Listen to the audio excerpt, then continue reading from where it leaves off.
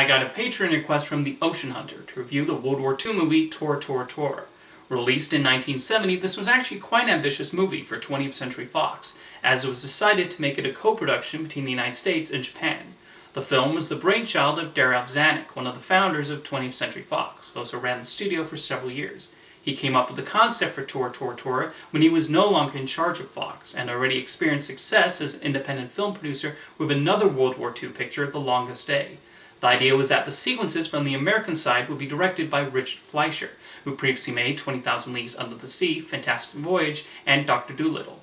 Meanwhile, Akira Kurosawa was brought on board to direct the Japanese sequences. However, he was replaced only a few weeks into filming by Toshio Masuda and Kenji Fukasaku.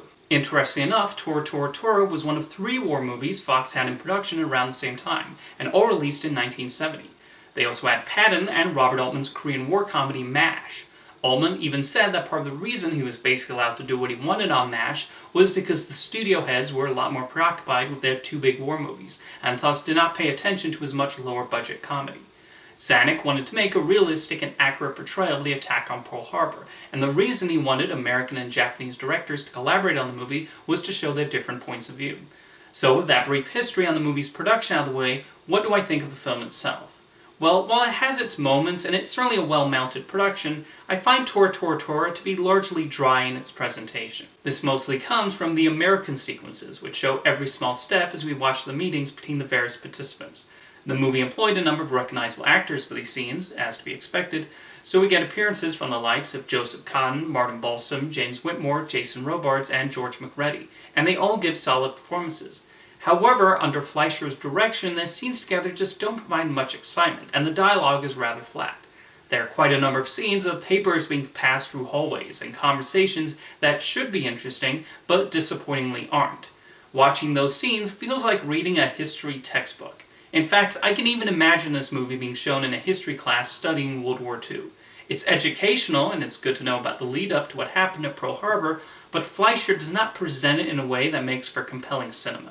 I do find the Japanese sequences fare better in showing their military planning their attack and everything that entails. When we get to the actual attack on Pearl Harbor, it's a well-done scene as we witness the impact.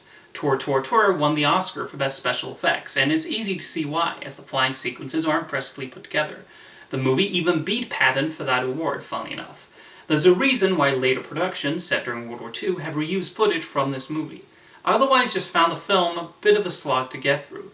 I know I'll get comments blaming this on my modern attention span, so I'll make the comparison to Patton from the same year. That movie also has a lot of scenes about war strategy and plotting how to defeat the enemy during World War II, but does in a way that's a lot more exciting and interesting with better written depictions of the real-life historical figures. It even runs about 30 minutes longer than Tora, and yet I've never felt that runtime whenever I sit through that movie.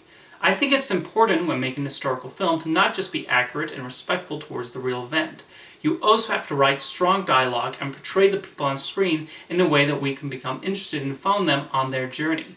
Otherwise you wind up with, like I said, a history textbook rather than a movie.